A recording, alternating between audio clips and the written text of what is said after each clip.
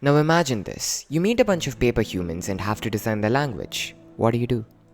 Now let's say the place that they live in has a lot of uncut trees that tower beyond the clouds. Now, how do you make their language? It may seem stupid to consider these things while creating a language, but I did.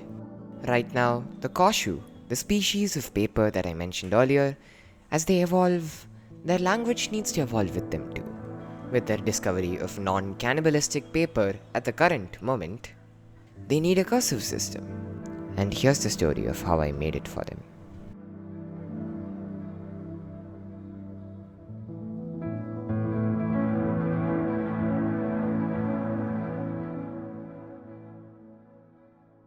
Now I would like to use Mandarin as an example to help you understand this problem that we face better.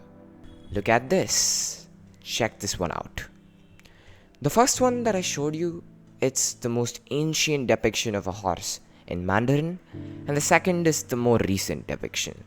The recent depiction, somebody needs to tell you that this is a horse for you to figure out that it is a horse. But the previous one, you can somewhat see it. Like Mandarin, our language is also built on top of the idea of pictographic representation. And I took a different approach to it, but we land at the same problem when we want to create a cursive system. How do you simplify without destroying the essence?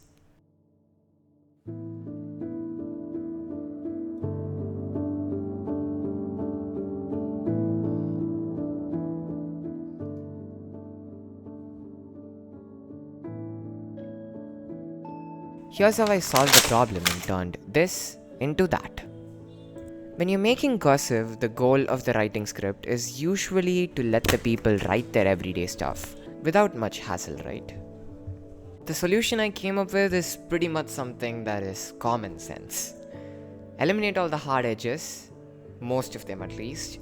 Make sure that the lines flow very smoothly, and make sure that each letter connects to the other letter pretty easily. That line of thought fixed a lot of my problems, but there remained a few, such as some characters simply being unable to fit into the cursive script. For this, what I did was I chopped off some of their parts and I simplified them even further so that they will fit into the cursive script.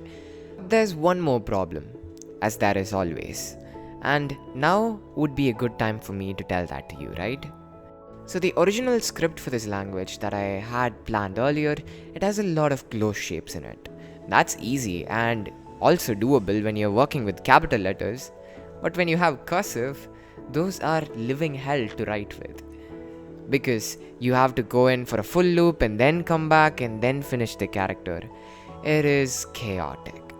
What I thought of is essentially to end the loop early and then get the line out before it gets stuck in the loop. This way, you can still see that an apple is round and shaped as it should be, while still being able to write in the script easily.